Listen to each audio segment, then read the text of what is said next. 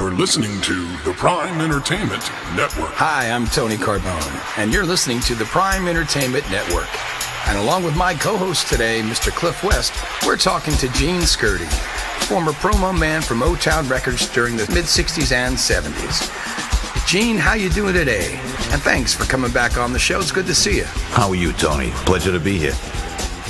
Well, I guess my first question for today's show, Gene, is what is a turntable hit?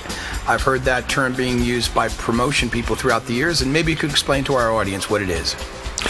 Well, a turntable hit is, the record itself was a turntable hit in the studio where you're working in any radio station that it's happening in.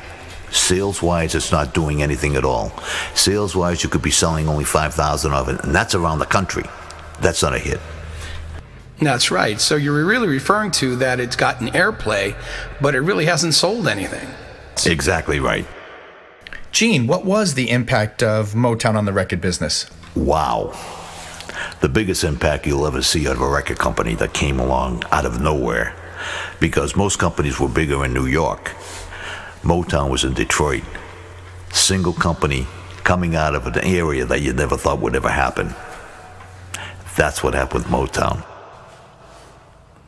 Yeah, I think you're right. I mean, no knock on Detroit. It's a great city, but it certainly wasn't known as the mecca of the record industry, even back then.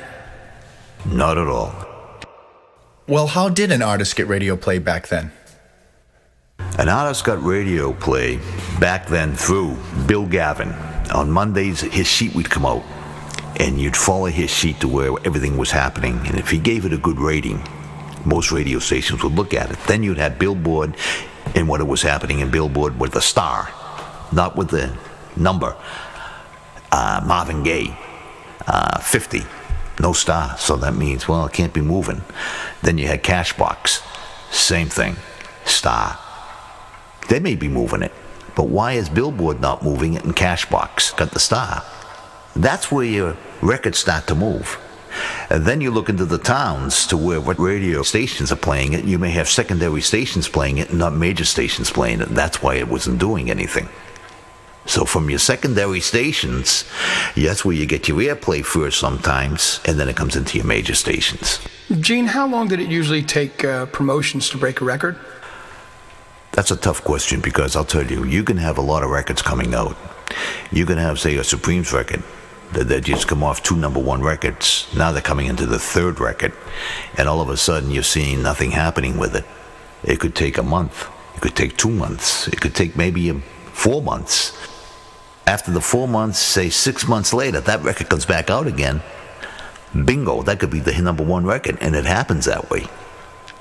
All right, because it's not an easy thing. It's not an easy thing. You can be a major artist, but if there's no sound to what you're playing, and the stations don't like it, and the people aren't buying it, it's not going to move. You have to just keep your fingers crossed, hoping that record's going to do it, and if it doesn't do it, goodbye.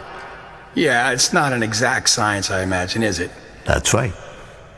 Well, when did Motown leave for L.A.? Motown left for L.A. when it first left for L.A.? Yes. I'd say it was about 1971. They were working on it, all right? And that's when they started moving people out. And that's when Berry went out there with his secretary and a few other people. From 1972 on, we were just Detroit, and we were working through L.A., both back and forth. And when it moved to L.A., do you think that the Motown sound changed? Tony, no. I think what happened was Berry didn't want to get mixed up with the Vietnam War. And Marvin Gaye wanted to do a couple of things. That's when it changed. Marvin got his way. And he started doing Mercy, Mercy and all those songs. Berry wasn't too happy, but they turned out to be big, giant records. So the change was more of a social change for the artist as opposed to change in location. Exactly, definitely. Okay, you've been listening to part 2 of our interview with Mr. Gene Scurti, promo man for Motown Records in the 60s and 70s. And we'll be right back after this message, so please stay with us. Don't go away. You're listening to the Prime Entertainment Network. Our mission at the Prime Entertainment Network is to provide our clients with a podcasting forum to fully inform their customers as to the products and services that they offer without the restrictions of a 60-second radio ad, a 30-second TV spot, or even a 2-inch print ad. Here at the Prime Entertainment Network, or the Pen as we call it, the client is interviewed in a radio talk show style in which they get the opportunity to tell the whole story of their business in a thoughtful, informative, and entertaining way. Podcasts typically last between 6 to 8 minutes in length, but can be longer or shorter if desired. That's right, Cliff. Also, you can have your podcast linked to your website, uploaded to the iTunes Store, or any other sites that post podcasts. The Prime Entertainment Network is your answer to telling your story your way. Let's hear what you're all about. So get on the pen and tell the world. Okay, we're back, and we're continuing our interview with Mr. Gene Scurti, former promo man from Motown. And Cliff, I think you have a question for Gene. Yes. So, Gene, did you promote records for other labels? I did Fantasy Records, which was in Berkeley, California, for about a year. And that was jazz. And they had Creedence Clearwater Revival. Everything else was jazz from back to the 50s, reissued all over again.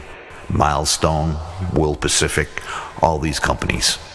Gene, how much of a budget did Motown give you guys in promotions to work a record? Was there a specific budget?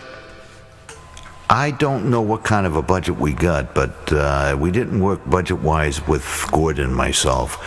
All we worked with was the singles that were mailed out to each independent promotion man, and that was it. If he got 100 singles, he had to do with what he had with at that time, to be mailed to the secondary stations and to be mailed to the major stations. From then on, if you needed something, they would send in possibly the blue label. Not the white label, but the blue label saying promotion on it. Ah, gotcha. Was there any time period before a record was expected to be a quote-unquote hit?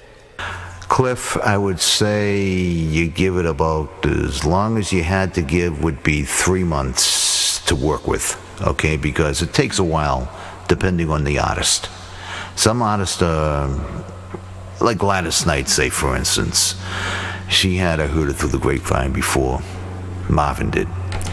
And I'll tell you, it was a great song, but that was a lot of work because it was really bang-up record. All right, because Gladys was probably one of the best artists they ever had, but it took a long time for that one record. But it was a good record.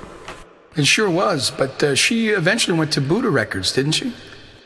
She went to Buddha Records, and she had probably more hits in Buddha than she did with Motown, but that wasn't her fault. That was the fault of the fact that people that were ahead of her, the Temptations, the Supremes, the Four Tops, were so hot, Gladys had to wait her time. They lost the Spinners because of that, because the Spinners had to wait their time. And each artist who's hot stays hot. You keep releasing. And if you don't stay with that artist, you could lose that artist, but you're going to have the right stuff for them.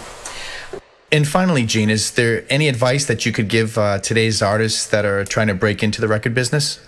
Cliff, it's not an easy thing to say this, but it's a different business today, and each artist today has their own individual way of doing things.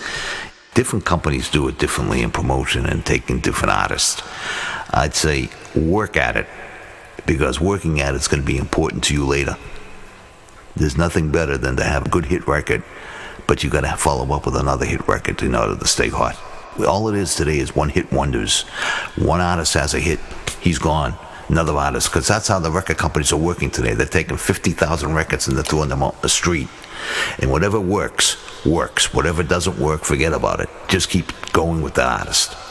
But if the company wants you to try it, and do it. There's nothing wrong with trying it. Well, that's right. And Gene, thank you so much for being here on the Prime Entertainment Network's Podcast Central. I can't thank you enough for coming on down. It's been so informative and enjoyable to have you here. And we'll do it again real soon. Thanks a lot. Gene Scurti, ladies and gentlemen. Thank you. Pleasure to be here. Yeah, Gene, this was great. Really. Come back and see us real soon. Definitely. Take care.